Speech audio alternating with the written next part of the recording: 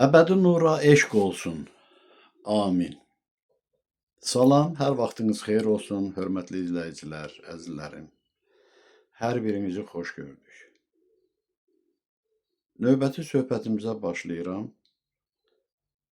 Söz verdiyim kimi sizlər üçün suallar hazırlamışam və nəzərinizə çatdıracağam. Dediyim kimi sualları cavablandıranda heç bir şərhə baxmayın.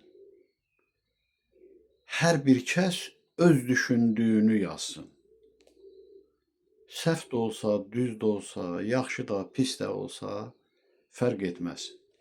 Əsas odur ki, sualı bildiyiniz kimi cavablandırasınız. Ola bilər ki, kiminsə şərhinə baxıb, ona uyğunda cavab yazarsınız. Bu özünü aldatmadır. Belə etmək doğru düzgün deyil. Mən 10 sual hazırlamışam. Ancaq 10 sualın hamısını siz cavablandıra bilməzsiniz birdən-birə. Elə bir ya 2 sual kifayət eləyəcəkdir. Hamıya aiddir. Gənclər də daxil olmaqla bütün haqsevərlərə ünvanlanır bu suallar. Əvvəlcə səadət sözünün bəşəri dildə ifadəsini deyim, yazın, yəni necə səslənir, tərcüməsi necədir. Səadət, səf, fad. 2 f var, axırı d-dır, səffad. Bir də hubər sözü r-nı elə də tələffüz etmədim, mənə belə gəlir ki, hubə kimi səslənər, amma övlad hubərdir, bər, r daxırı. Qeyd eləyin və bacardığınız qədər də öyrənin. Sualım belədir. Nə olandı bu aləm, bu kainat, bu dünya deyilən? Nə olandı? Bu birinci sualdır. İkinci sual budur. Yəni kainatın ölçüsü, miqyası nə qədərdir onun? Üçüncü sual. Bəs sən özün kimsən, insan, adam adlanan ey varlıq? Dördüncü, yaranmısan, yoxsa yaradılmısan? Necə? Beşinci, düşünməyə bilmirsən. Nə üçün? Altıncı, nə deməkdir düşüncə? Yeddinci, nə üçün varıq bu aləmdə? 8. Nədir bu yaşamın mahiyyəti? 9. Olmadığımız bir məqam olubmu ki, biz olmamışıq? Varmı? Olacaqmı görən? Nəhayət 10-cu. Yaranışa səbəb nədir? Nəticəni harada və nədə arayaq? Bu 10 sualdır hələ ki, ancaq mənə belə gəlir ki, elə bir sual hələ ki kifayət eləyər. Bu kainatın var olmasını necə başa düşürsünüz? Nə deməkdir bu dünya? Niyə o mövcuddur? Və əgər istəsəniz ikinci sualı da qəbul edin, bacarsanız onu da cavablandırın. Yox, bacarmasanız hələ ki birincini cavablandırarsınız. Bu kainatın, bu aləmin, bu həyatın ölçüsü, miqyası nə qədərdir? Hesablayırlar da, dedim, deyir ki, trilyonlarla məsafədir. Yəni ki, işıq ili deyir və yaxud da ki, işıq ili ilə trilyonlarladır. Belə deyirlər.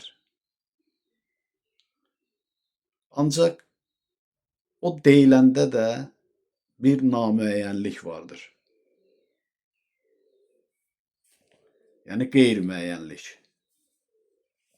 Tam əsaslı cavab deyil o. Və bu iki sualı buyurun qeyd eləyin. Amma elmdə belə deyilir də. Məsəl üçün,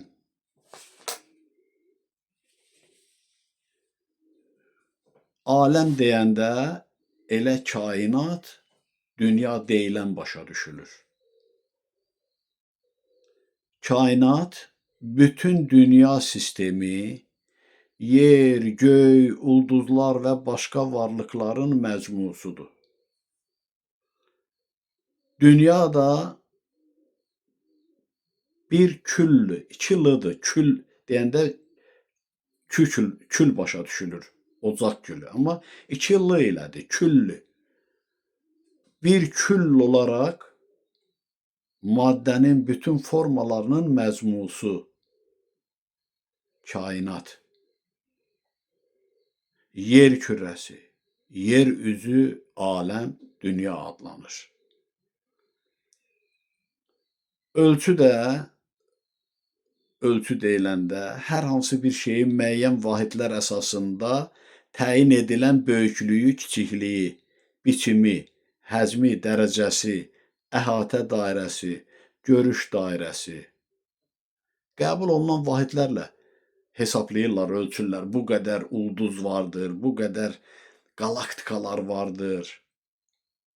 Hamısı nisbidir. Miqyas da ölçü, dərəcə, dairə bir şeyin qavrama dərəcəsidir. Mən bunu ona görə xatırladıram ki, yəni belə deyilir elmdə, bu cürdür. O deyilən kimidirmi, yoxsa bunun daha bir əsaslı cavabı vardır? Hansı ki, insanlar ona yetə bilməyiblər. Amma oxumuşam sizlərə, filosofların kəlamlarında o həqiqətlər deyilir, insanlar isə ona o qədər də əhəmiyyət verməyiblər, fikir verməyiblər. Bunu müəyyən qədər məlumat üçün dedim. Amma sual öz suallığında qalır, hamıya aiddir, bir daha təkrarlayıram. Öyrənməyiniz üçündür. Yazsanız da sağ olun, yazmasanız da. Vaxtı gələndə biləcəksiniz ki, nəyə görə siz bunları öyrənməli oldunuz, bunun nə kimi faydası var imiş. Yox, əgər bir fayda görmürsünüzsə, dediyim kimi, azadsınız. Haqq işində məcburiyyət yoxdur. Nə deyilir, edilirsə, yaxşı mənada Allah qanunu ilə bizim xeyrimizədir. Ziyanımıza heç nə deyilmir. İndi isə mən Etibar bəyin göndərdiyi növbəti kəlamları nəzərinizə çatdırım. Bu həmən biraz çətin oxunur. Bhaktivedanta Swami Prabhupada. Adamın dili qatlanır. Onun din haqqında dediklərini bundan əvvəl oxudum. İndi də kainat haqqında dediyini dinləyin. Deyir ki, birinci budur. Bu kainat Allahın enerjisinin təzahürüdür. Lakin Allah öz yaradılışından üstündür. Bilirsinizmi nə deməkdir bu? Mən bir ifadə işlədirəm. Deyirəm ki, Allah hər bir ucalığın fövqündə dayanır. Hər bir varlığın düşüncəsi vardır, şuuru vardır, eyni zamanda ruhu vardır. Biz şuurumuzun idarəçiliyi ilə davranırıq, yaşayırıq. Şuur bizi idarə edir. Bizim şuurumuzdan yüksəkdə duran uca Allahımızın varlığıdır ki, bizləri idarə edir. Bizlərlə bərabər bütün yaranmış nə varsa hər şeyi. Allahın öz varlığında onun düşüncə tərzi özündən yüksəkdə dayanır. Bax, o yüksəklərdən yüksəkdə hər zaman dayanan nədirsə, elə Allah məfhumu odur. Ona görə deyilir ki, bu kainat Allahın enerjisinin təzahürüdür. Lakin Allah öz yaradılışından üstündür. Bunu daha da artırmaq olar bu izahı. Allahımız var idi, mövcud idi və mövcuddur. Sual olunur ki, bəs Allahı nə yaradıb? Allahın yaradanı elə öz yaradılışından üstündür ki, o təzahür edib. İndi mən hələ o biri izahlara keçmirəm. Siz isə sualınızı diqqətlə oxuyun.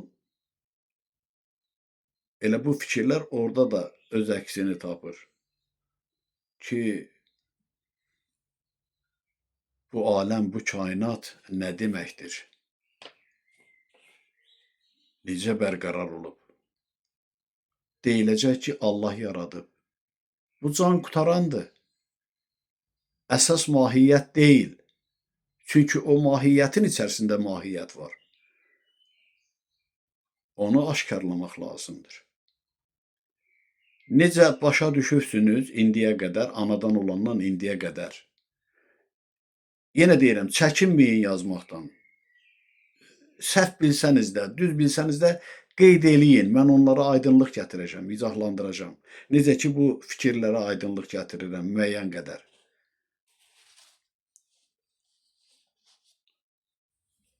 İkinci, kainat təsadüfən deyil, ali zəkanın iradəsi ilə mövcuddur. Demək, təsadüfü deyil bu ki, həyatın varlığı, yaradılışı. Ali zəkanın. Həyatın elə sirləri var ki, insanlar o sirləri indiyə qədər aça bilməyiblər. Ali zəka deyəndə, elə bax, burada deyilir ki, Allah öz yaradılışından üstündür. Bax, ən ali zəka odur. Ancaq onu da bilin ki, o ali zəka adi zəkanın yaratdığıdır. İnsanlar bunu bilmir. Onun izahı lazımdır. Mən isə o izahları səthi olaraq demişəm və bir daha da işıqlandıracağım onu. Əsas məsələ odur ki, bu barədə düşünəsiniz, fikrinizi bildirəsiniz və bu düşüncələrlə də siz kamillik pillələrini zaman-zaman qalxacaqsınız aliliyə doğru, yüksəkliyə doğru. Üçüncü, maddi kainat əbədi deyil, yaranır, inkişaf edir və məhv olur. Mən isə deyirəm, maddi kainat da əbədidir. Yaranır, yaradır, inkişaf edir, ancaq məhv olmur. Məhv olma yoxdur bu həyatda. Elə qəbul edib, elə başa düşüb bu dahi insan, fikrində elə ishar edib. Yəni, qeyd edib, indi gəlib bizə çatıb. Mən isə sizlərə deyirəm ki, maddi kainat əbədidir. Yaranır deyilir, amma o mövcuddur. Mövcud olmasaydı, o yaranma sözü meydana gəlməzdi. Varın zamana uyğun, gedişata uyğun yeniləşməsi vardır. Yaranması yoxdur. İnkişaf özü nədir? İnkişaf özü də dəyişmələrdir, əvəzlənmələrdir, yenilənmələrdir. Yəni təkamüllə yeniləşir, əvəzlənir. Məhv olma isə yoxdur. Forma və quruluşunu dəyişir. Yəni ki, yeniləşməyə, dəyişməyə məruz qalır. Əgər belə olmasaydı, həyat bu mərhələyə gəlib çatmazdı. Hansı ki, bu mərhələnin özü də bir təkrarlığın təzahürüdür. Bizə yeni gəlsə belə köhnənin köhnəsidir. Kainatın nizamı onun arxasında duran ilahi nizamlayıcını göstərir. Yəni bu o deməkdir ki, bu kainat nizamla, düzümlə yaşayır əbədi olaraq. Bu nizam, o nizam düzümü yaradanın təsiri ilə həyata keçir. Yəni gördüklərimizlə bilirik ki, onu yaradan var. Demək, yaradan dediyimiz Allahımız vardır və əbədi yaşardır. 5-ci, ulduzlar, planetlər və qalaktikalar Allahın qüdrətinin yalnız kiçik bir hissəsidir. Ulduzlar, planetlər və qalaktikalar Allahın qüdrətinin yalnız kiçik bir hissəsidir. Mən bir həqiqəti sizə söyləyim, demişəm bu barədə. Demək, elə bir zaman idi ki, işıqlar tez-tez keçirdi. Bunu hamı bilirdi, uyğunlaşmışdıq buna. İşığımız yanmırdı. O ləmpə deyirik də biz ona, lampa. Nöydümüz də yox idi ki, lampanı yandıraq. Yəni belə sınaqlardan keçmişik. Yəni balkon deyirik də, indi rus sözü olsa da, olmasa da bizim Azər dilində deyəsən sürahi deyilir, səhv eləmirəmsə. Əyləşmişik, naves var, navesdən sonra da elə bil ki, oradan həmişə gün düşür, günüzlər həmin balkonda, həyətdə işıqlanır. Kölgəlikdir də naves desək, kölgəlikdir. Havada buludlar var. Sanki yağış yağacaq, amma yağmır. Hələ yəni ki, yağış üçün hazırlanmamış buludlar idi. Fikirləşdik, hava qaralana qədər əyləşək, sonra da keçərik evə, yatarıq da. İşıq yoxdur, neyniyək, qaranlıqda nə qədər oturacaq? Gördüm, hiss etdim ki, yavaş-yavaş işıqlanma gedir. Hələ başa düşmürəm. Sanki yerdən buludlara doğru, səmaya doğru bir işıq seli axır. Oradan da güzgü kimi əks olunub bizim balkonu işıqlandırır. Qonşumuz bizə gəldi. Bir podyezddən işləyirdik onda. Bir qapı onlara açılırdı, bir qapı bizə açılırdı. Gəldi, belə heyrətlə dedi ki, sizin evimiz bizim evimizdən işıqlıdır ki, o başa düşmədi, anlamadı nə olandı bu. Onlarda ləmpə yanırdı. Bizdə isə heç nə yox idi. Və onda mən başa düşdüm ki, bəli, bu heç də adi hal deyil. Səhərsi günü dərsdə, yəni o 3 illik ərəfədə olan işdir bu. İnsanlar gəlirdi, nəysə sözüm onda deyil. Mən sual etdim ki, belə bir halla üzləşdik, sevimli Allahım. Bu nə demək idi, mən başa düşmədim. Bircə onu dedi ki, hələ o mənim bir zərrəciyim idi ki, yəni belə işıqlandırdı. Bax, yeri gəlmişkən onu deyirəm ki, yəni deyilir ulduzlar, planetlər və qalaktikalar Allahın qüdrətinin yalnız kiçik bir hissəsidir. Bəli, şükür varlığına.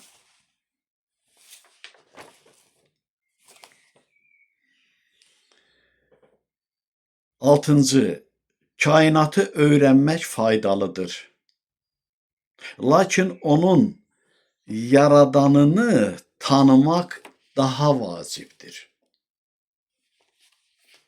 Sözdə deyilir ki, özünü tanı, Allahını tanı. Bu ən əsas bir fikirdir. Kainatı öyrənmək faydalıdır və buna görə də mən bütün həyat fəlsəfəsini sizin nəzərinizə çatdırıram. Lakin onun yaradanını tanımaq daha da vacibdir. Tanımaq üçün, əsl mənada başa düşmək üçün gərək o incəlikləri biləsən. Əyrinin düz tərəfini, düzün əyri tərəfini və yaxud da ki, görünənin görünməz olduğunu, görünməzin görünən olduğunu, ümumiyyətlə nə ki fikirlər var, suallar, cavablar var, hamısı bilinəcəkdir nəhayətdə. Bir Qalanın Sirri filmindəki Elşən oxumaqdan bezir, ancaq o ustadını artıq xilas eləmişdilər. Sevgilisini o məhbəsdən qurtarmalı idi. Müəllimi də deyir ki, sən bu kitabları oxumalısan ki, dərman düzəldəsən, mənim qollarım daşdan azad olsun. Çünki daşa döndərmişdi onu Göygöz Koza, qollarını. Sevgilisini də tamamilə daşa döndərmişdi. Deyir, bu tilsimi qırmaq üçün sən gərək bütün otların tərkibini öyrənəsən. Məlumatın ola ki, o dərmanı hazırlayasan. O da biraz əvvəlcə belə fərəhlə deyir ki, hə, nə var ki, burada öyrənəcəm. Yarısına kimi oxuyur, görür ki, yox. Özdə söylənir ki, mən oturub kitab oxuyacam. Yəni ki, ustadımın qolları daşdır, sevgilim orada əzab çəkəcək. Gedəcəm mən xilas eləməyə. Ustadının verdiyi qılıncı belinə bağlayır, kəməri də onun kimi ki, gedəcəkdir bu.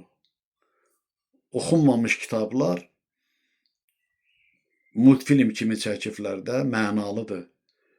Deyir ki, lovğalanma, sən hələ məni oxumamısan. Çox bilirəm deyənlərin də lovğalığı vardır müəyyən qədər. Oxunmamış həyat kitabları var. Onları bir-bir gözdən keçirmək lazımdır. Və yenidən qayıdır, başlayır oxumağa, nəhayətdə mənimsəyir, sevgilisi də xilas olur, ustadının da qolu açılır. Böyük fəlsəfi mənadır o, nağıl olsa da. İndi biz də oxunmamış kitabları oxumalıyıq. Demişəm, siz cavab verəcəksiniz. Mütləq oradan əks sual yaranacaqdır. Mən o əks sualla sizə müraciət eləyəcəm. Ta vət əsas məğzə yetənə qədər. Nəyə istinad edirsiniz, edin. Hansı kitabı istəyirsiniz, qoyun qabağınıza baxın, oradan cavab verin. Ki, bunun cavabı budur. Və bu sual-cavabla biz mükaliməni daha da möhtəşəm etməliyik ki, nəyisə öyrənək oradan, bir nəticəyə gələk. Onda biz, bəli, Allahımızı, yaradanı əsl mənada tanıyacağıq. Allahımızı tanıyana qədər özümüzü tanımalıyıq. Qüdrətimizi, düşünmək bacarığımızı artırmalıyıq.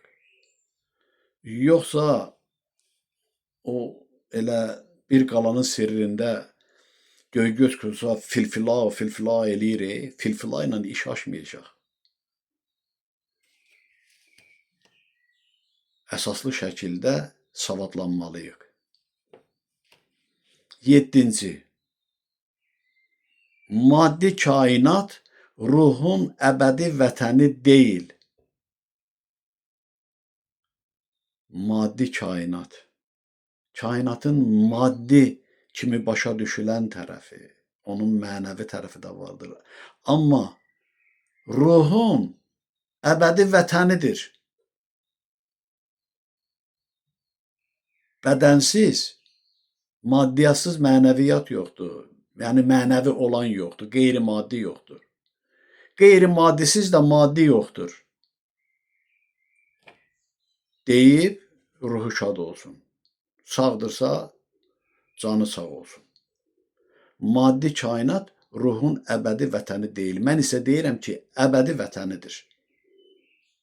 Əbədi yoldaşıdır, əbədi sirdaşıdır, əbədi dayağıdır. Sual cavablarımızda aydınlaşdıracağım bunların hamısını. 8-ci, bu kainat insanın həqiqi mənliyini dərk etməsi üçün bir məktəbdir. Bəli. Həqiqi mənliyini dərk edən Allah məqamına çatır.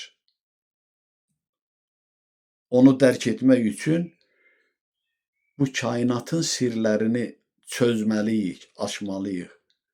Və o da inşallah açılacaq, əgər əzmkar olarıqsa. Dönməz şəkildə haqq yolu ilə irəliləyəriksə. 9-cu, kainatın bütün qanunları ilahi iradənin təzahürüdür.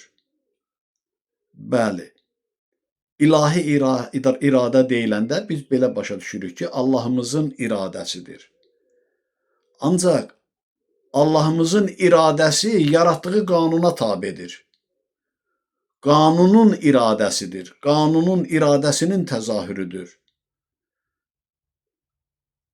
Allah qanunu Allahın düşüncəsindən yaranandır. Düşüncəsinin elə deyərdim ki, tərkib hissəsidir, ayrı deyil. Ona görə də bunu belə də qəbul etmək olar. Qanunun da iradəsinin təzahürüdür, kainatın bütün qanunları, elə Allahımızın da iradəsidir. Amma bu qanunda zorakılıq yoxdur. Amma qanunun tələbi vardır. O tələbə Allahımız əməl edirsə, boyun əyirsə, yerdə qalan bütün varlıqlar da boyun əyəcək. Niyə? Çünki bütün yaradılışın özü elə Allahımızın varlığının hissələridir. Əgər mən nəyisə etmək istəyirəm, düşüncəmə tabe oluram, düşüncəmdən gələn fikirlə hərəkət edirəm. Mən düşüncəmə tabeyəm də, ağlıma tabeyəm. Ağlımda olanı həyata keçirmək istəyirəm. Mənimlə bərabər bütün bədən üzvlərim iştirakçıdır. O işi həyata keçirir. Ona görə də kainatın özü bütöv qanundur. O qanunun iradəsi ilə də bütün hallar baş verir. Və məqamına görə də o qanunun qeyri-qanuni kimi görünən tərəfi var, qanuni halı da vardır. Sadəcə biz məqamı, məkanı doğru düzgün seçməyi bacarmalıyıq ki, izahımız doğru düzgün olsun. 10-cu, Allah hər bir atomun daxilində və bütün kainatın fövqündədir. Bəli.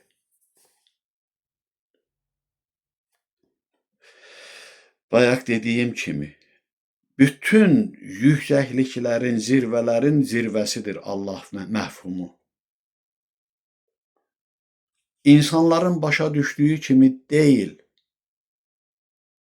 ki, bunu Allahımız yaratdı. Bəs Allahımızdan yüksəkdə biz heç nəyə qəbul etmirik. Nə ilə yaratdı? Özündən yüksəkdə olan ağlı ilə. Ağlından gələn, belə deyək də, başa düşülsün deyə, fikri ilə etdi də, nəyi edibsə. Demək, elə Allahımızdan yüksəkdə duran nə varsa onun özü Allahdır. Allah məfhumunu əks etdirəndir, izahlandırandır. Mən bu 10 sualla hələlik kifayətlənirəm. Yazdıqlarımdan da oxuyun. Buyurun, qulaq asın. Mövcudluq və təkrarlıqdan davamını oxuyacağam.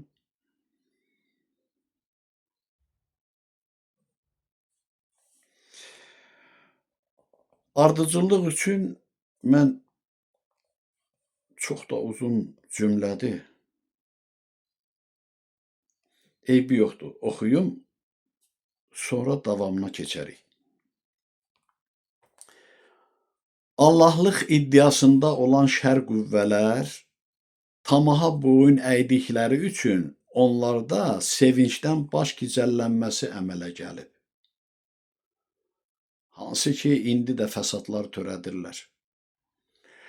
Uğursuzluqla nəticələnəcək bu müvəqqəti qələbə onları, yəni pis insanların görünməyən ruhlarını, şeytanları, görünən pis insanların özlərini fəlakətə sürükləyir ki, yaxınlaşmaqda olan axirət günündə hər bir kəs öz naqis, mənfur, bədxah əməlinə görə cavab verəcəkdir. Axı kainatın ali qanunu, sevimli Allahımız və onun istəkli köməkçiləri olan ilahi qüvvələr, pak ruhlar və əməli salih insanlar tərəfindən fədakarlıqla qorunur və ədalətlə yerinə yetirilir. İnsanların həyat fəaliyyətini koordinat sistemində göstərərək izahat verirəm. Yəni, o X oxu, absis oxudur da o. İnsanın, yəni üfüqi istiqamətdə olan, o mərkəzdir, 0 adlanan. Mənfi X var, müsbət X var. Sağa doğru müsbətlərdir. Ümumilikdə müsbətli mənfi bu absis oxudur ki, insanın həyat fəaliyyətinin müsbət tərəfini göstərir.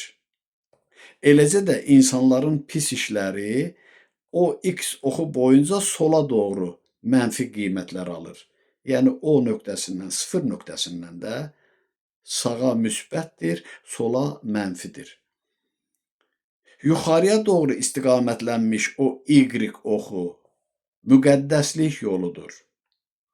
Aşağı istiqamətdə isə o Y, 0 Y də belə, yəni mənfi Y boyunca qeyri-müqəddəslik yoludur. 0-dan yuxarıya doğru müqəddəslik, aşağıya doğru qeyri-müqəddəslik yoludur. Qanun və əxlaq çərçivəsində görülən hər bir xeyirxah işin əsl qiyməti o Y oxundadır. 0-dan yuxarıya doğru istiqamətlənən. Pis işlərin mənfi qiyməti isə o mənfi Y oxunda qeyd olunur aşağıya doğru. Demək, həyat yolu ilə müqəddəs yolun qiymətləri bərabər olur. Bu qiymətlərin kəsişmə nöqtələrini birləşdirən xətt haqq yoludur. Bunun əksinə olaraq pis işlərin qiyməti qeyri-müqəddəs yolu göstərən oxda öz əksini tapır. Yəni, bax, bu mərkəzdən keçən ox ki var. Bax, burada, bax, bu mərkəzdən keçən o. Demək, burada görürsünüzmü, kəsişmə nöqtələri var, birləşmə nöqtələri var. Belə götürəndə biri müsbət inkişaf yoludur. Yəni, burada deyildiyi kimi haqq yoludur. Bunun əksinə olan pis işlərin qiyməti qeyri-müqəddəs yolu göstərən oxda öz əksini tapır. Hər iki bərabər qeyd olunan mənfi qiymətlərin kəsişmə nöqtələrindən keçən xətt isə qeyri-müqəddəs əbədiyyətə gedən yoldur. Biri yuxarıya doğru, elə bil ki, sanki belə götürək, kvadrat kimi götürsək, diaqonal boyunca. yüksəkliyə doğru pillələrdir, inkişaf yoludur. O birisi isə tənəzzül yoludur. Qeyri-müqəddəs əbədiyyətə gedən yoldur. İnsanların cənnət və cəhənnəm adlandırdığı məfhum müqəddəs və qeyri-müqəddəs əbədiyyət yollarıdır.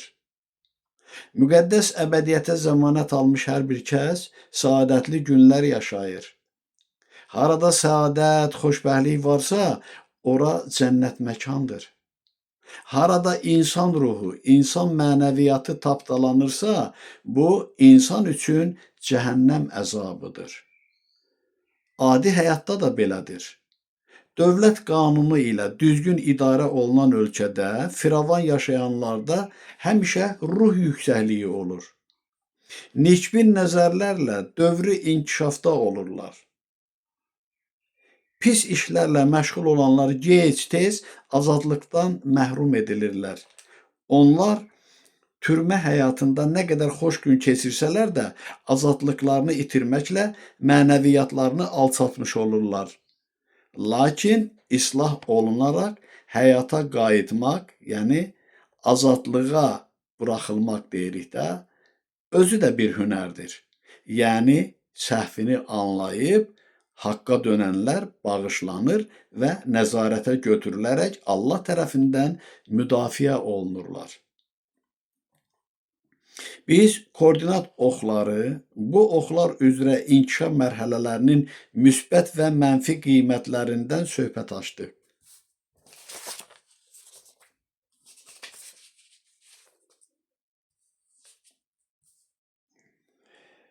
Hər bir qiyməti göstərən ədəd var.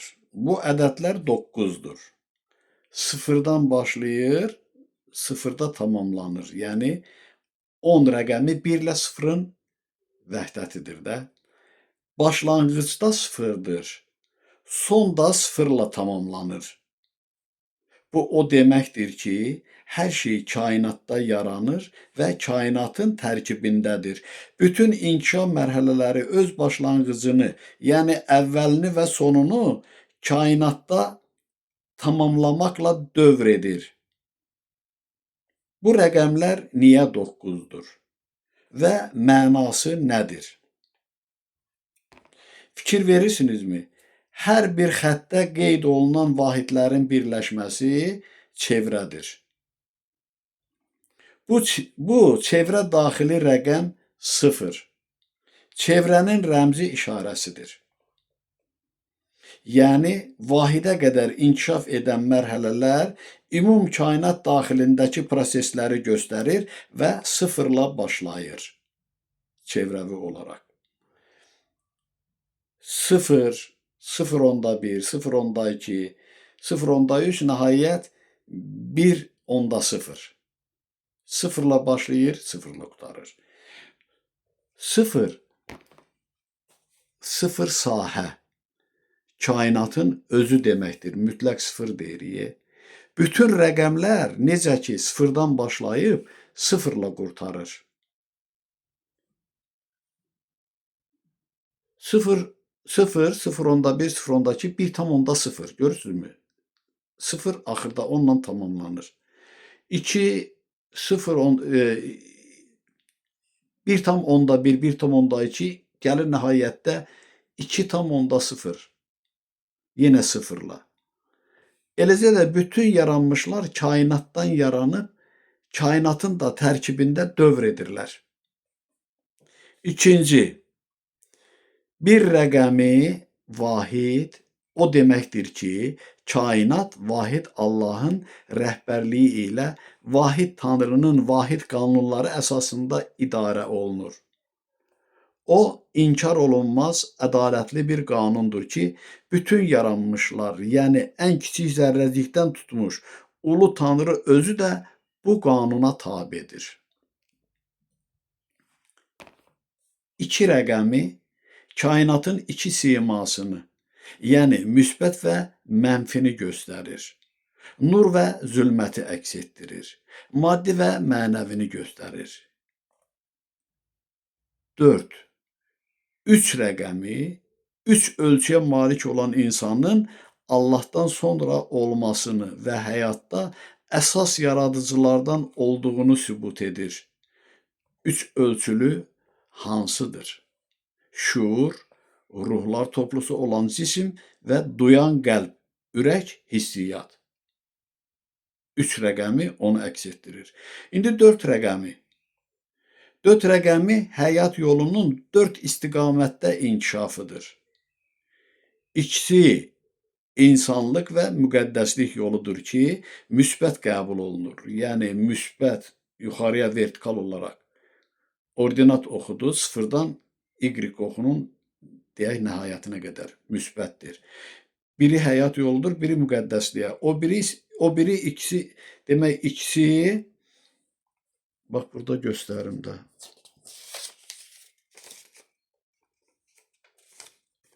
Bax burada. Elə bir ki burada tərsinə görsənir. Bu müsbət Y ədədləri, ordinat oxlarını göstərən rəqəmlərdir, ədədlərdir. Bu isə müsbət. Bax bu müsbət hissədir. Yəni ikisi insanlıq və müqəddəslik yolu. O biri ikisi isə hansı ki göstərdim. Bax burada əksinə olaraq. Mənfi Y, mənfi X arasında. Bax bu hissə ki var. Belə götürək. Rüblə götürsək 4 rübdür də. Etibar dediyi kimi.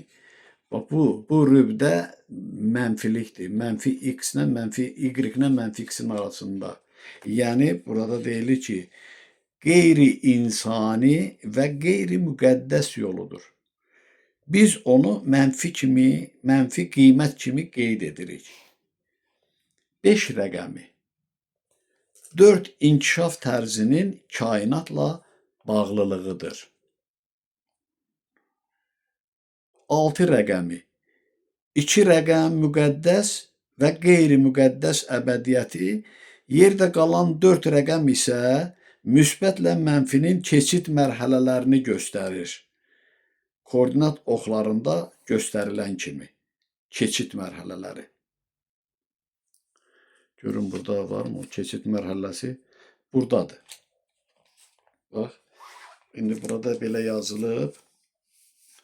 Demək, bax bu hissə, bu rüb, müqəddəs. Hə, müqəddəs. Müqəddəs. Onun əks tərəfi qeyri-müqəddəs. Sonra keçid mərhələsi budur. Bax, müsbət ədədlər bura qədərdir. Buradan sonra mənfi gəlir. Mənfi ilə müsbətin görüşdüyü yer keçiddir. Müsbətdən mənfiyə, mənfidən müsbətə doğru. Keçid mərhələsi.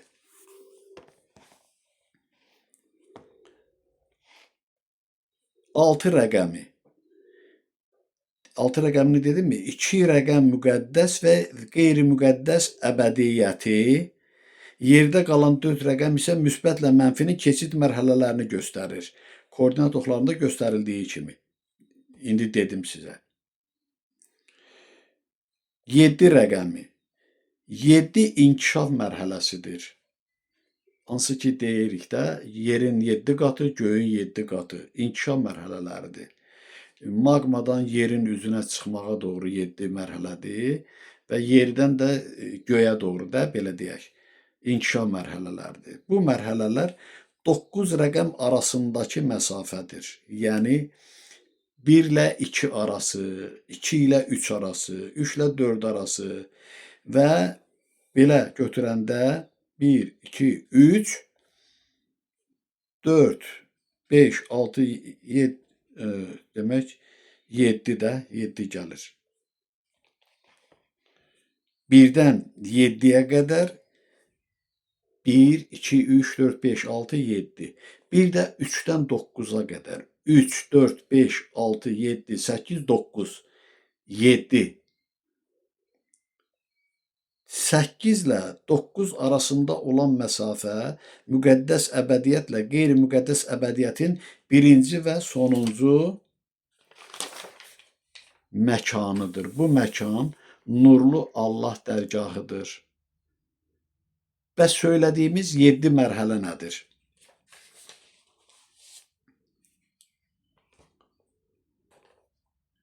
Göyün 7 qatdan ibarət olması ümumbəşəri bir fikirdir. Bu, ruhi həyatın 7 inkişaf mərhələsidir. İnsanların dediyi kimi. Amma ruhi həyatın özündə bir maddiyyat vardır. Maddi kimi qəbul olunma vardır. Hansı ki, biz onu fərqləndirmişik və mən deyirəm, hətta bu maddi qəbul olunan cismimizin özü ruhlar toplusudur. Enerji kimi desə, elə enerji toplusudur. Belə deyək də, elə civə buxarı ilə civə kimi, su buxarı ilə su kimi. Ümumiyyətlə, bütün yaranmışların 7 inkişaf mərhələsi var. O cümlədən də həm paralel həyatlarda, həm də insan kimi yaşadığımız yer kürəsində insan ruhlar toplusu olaraq cisim kimi təzahür edib. Odur ki, fikrimizi öz həyatımıza istiqamətləndirək. Mən insanın inkişafının ümumi halda 7 mərhələdən ibarət olmasını yazmışdım. Amma bilin ki, ayrı-ayrılıqda insanı təşkil edən hər bir zərrəciyin, molekulun, zülalın, hüceyrənin və sairənin inkişafı 7 mərhələlidir. Nə üçün? Çünki bütün yaranmışlar izahını verdiyim 9 rəqəmin mənalı birliyindən ibarətdir. Ən böyük və ən kiçik rəqəm bu 9 rəqəmlə tamamlanaraq hər hansı bir dövrü təmsil edir. Dövr isə çevrədir, yəni sıfırdır. Odur ki, bütün rəqəmlər sıfırla başlayıb, sıfırla da qurtarır. Yəni 0,1, 0,1 və nəhayət 1-ə gəlir, 1,0. 0-dan vahid, 2, 3, 4, 5, nəhayət 9, 10. 10 rəqəmi də 1 ilə 0. 0-la başlayır, 0-la tamamlanır. Məsələn, ən kiçik rəqəm vahid hesab olunursa, vahidə qədər 0,1, 0,2, 0,3, nəhayət 1,0 olur. Əgər 0,1-i ən kiçik rəqəm kimi götürsək, 0,1 var axı, o 0,1-dən də kiçiyi var. 0,2 var, 0,3 var. Demək, və sairənin dövrü lazım olacaqdır. Yəni 0,1-ə qədər. Dövrü təkrarlıq budur. Yəni ən kiçik rəqəm də və ən böyük rəqəm də 7 mərhələdən keçərək əks istiqamətdə sıfırda qərar tutur. Mən yazmışdım ki, vahid Peyğəmbərin varlığını göstərir rəmzi mənada. İndi isə bir rəqəmi vahid Allahın rəmzi kimi göstərildi. Hər ikisi həqiqətdir. Belə ki, Allah Peyğəmbər deyil, Peyğəmbər də Allah deyil. Yaxşı anlamaq lazımdır ki, Allah nurdur. Nur insanların səviyyəsinə enməz. Biz insanlar bu şərəfə napaklığımızla layiq deyilik. Peyğəmbər Allahın elçisidir. Yəni, Allahın əlamətlərini icazə verildiyi qədər mənimsəmiş nümayəndəsidir. Peyğəmbərə qarşı çıxmaq, onun ümumbəşəri fikirlərini inkar etmək, Allaha qarşı çıxmaq deməkdir. Siz Allahı sevib, haqq yolu ilə getsəniz, Allah da sizi sevəcək və hər zaman nuru ilə nurlandıracaqdır inşallah. Ruhunuz nurlu olsun. Amin.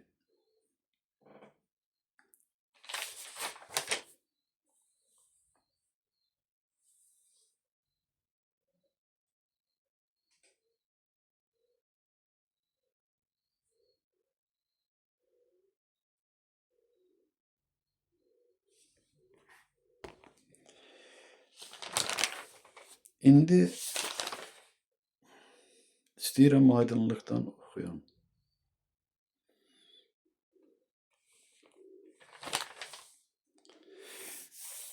Davamını oxuyum da, nə qədər ki vaxtımız var.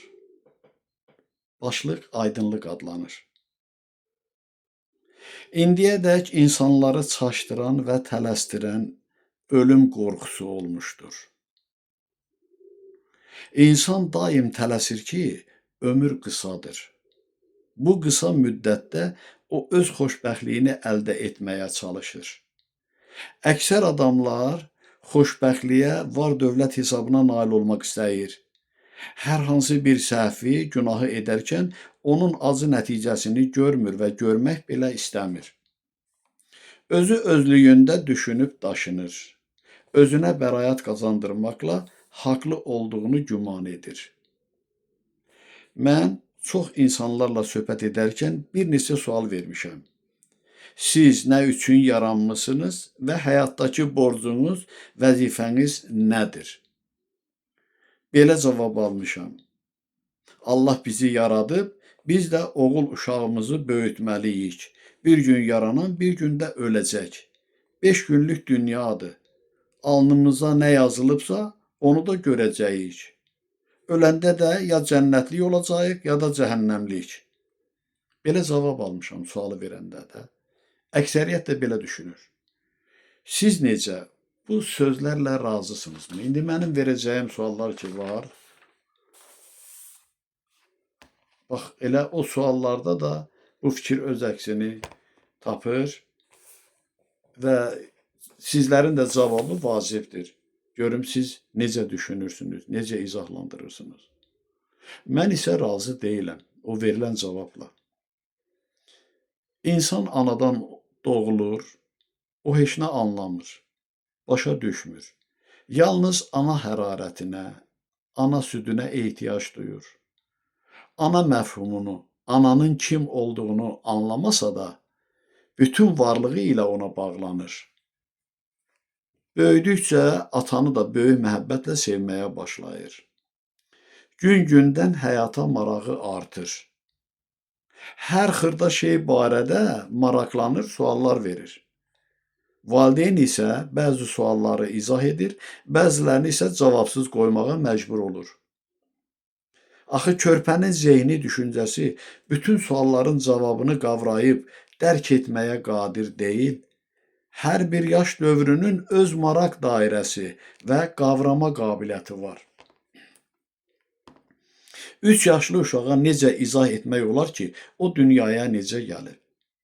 5 yaşlı uşağa necə izah etmək olar ki, şəkər necə istehsal olunur? Və s. və ilaxirə.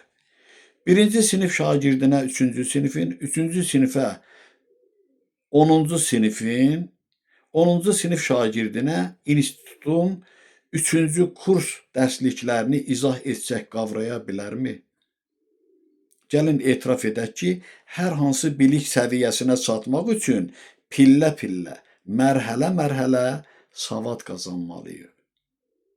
Çox nadir hallarda fitri istedada malik olan şagirdlər çalışdırma sayəsində 1-2 mərhələ qabağa atılır. Biz özümüz də çalışırıq ki, bu həyatı, dünyanın gedişatını, yaranmasını, əvvəlini və sonunu dərk edək. Allahı, mələkləri görmək arzusunda olmuşuq. Nəsə qeyri-adi qüvvələrə, möcüzələrə çox maraq göstərmişik. Odur ki, nağıllar, rəvayətlər əlçatmaz olduğu qədər də şirin olurdu. Biz bilməliyik ki, cismən yaşadığımız bu həyatda o qədər kamilləşmirik ki, kainatın sirlərini tam mənimsəyək. Çünki bizim yaşadığımız olumla ölüm arasındakı ömür həm kifayət qədər deyil, həm də təfəkkür dairəmiz o dərəcədə geniş deyil. Yəni, şuurumuz o dərəcədə qavraya bilməz. İnsanlar içərisində müəyyən dərəcədə iti fikirli, bəzi həyat sirlərini aşkar etmək qabiliyyəti olan adamlar meydana gəlir. Belələrinə vergi verilibdir deyirlər. O şəxslər ki, bu cür qabiliyyətlərindən qazanc məqsədi üçün istifadə edirlər, belə adamlar böyük günah sahibidirlər. Aldanmayın, oyanın və düşünün. Mən sizə çox sirləri açıb göstərəcəyəm. Həyatınızı yazılarım əsasında qursanız, xoşbəxt olacaqsınız. Diqqətlə oxuyun, yəni dinləyin. Demək olar ki, Əksər adamlar belə başa düşürlər ki, ilk insanı, Adəm və Həvvanı Allah yaratmış və bütün insanlar da onlardan əmələ gəlmişlər. Əgər doğrudan da belədirsə, Allah özü yer, günəş, ay, ulduzlar və başqa planetlər necə əmələ gəlmişlər? Mən özüm bilərəkdən kainatın yaranmasından başlayıram ki, dünyanın əvvəli və sonu barədə tam təsəvvürünüz olsun və nə üçün dünyaya gəldiyinizi, necə yaşamalı olduğunuzu biləsiniz. Bütün bunları yazmağı Allahımız özü məndən tələb edir. Allahın sadiq övladı kimi xidmətimi yerinə yetirirəm. Bu haqq işində Allah sizə də, mənə də kömək olsun. Amin.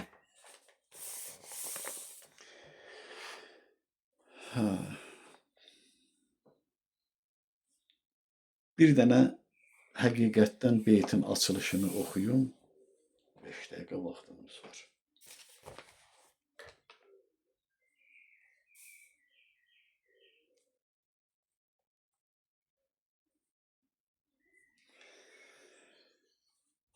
Növbəti beyt belədir. Özüm öz içimdə qovruluram mən. Küsümmü özümdən? İnciyim kimdən? Həyatın canına bağlıdır canım. Canımı canından ayrı mı sanım? Ayrı sansam əgər nadanlıq olar. Həyatın bu sirri açılmaz qalar. Açılmaz sirləri açmalıyam mən. Məqsədə, amala çatmalıyam mən. Gecəli gündüzlü çalışmaqdayam. Məcazi mənada alışmaqdayam. Haqq işi uğrunda yanmağa dəyər. Çalışaq, bu zəhmət getməsin hədər. Sizi də haqq işə edirəm dəvət. Qürurdur, şərəfdir, haqq işə xidmət. Belə bir fürsəti verməyə əldən. Allah razı qalar bu saf əməldən. Alnı açıq çatsaq sabahımıza, xoş günlər bəxş edər o hamımıza. Hər bir münasibət qarşılıqlıdır. Pis, yaxşı, özü tək qarşılıq alır. Bunları bilirkən boş dayanmayaq. Nə geri çəkilək, nə usanmayaq. Əks halda yaşamaq haramdır bizə. Fürsət tək verilən məqamdır bizə. Qurtulaq çirkabdan, qaçaq haramdan. Niyyət təmizlənsin yaman məramdan. Yoxsa insanlıqdan bir əsər qalmaz. Ürəklər sıxılar, bir də açılmaz. Yük düşür bizlərə, haqsevərlərə. Sevinç bəxş eləyək təmiz qəlblərə inşallah.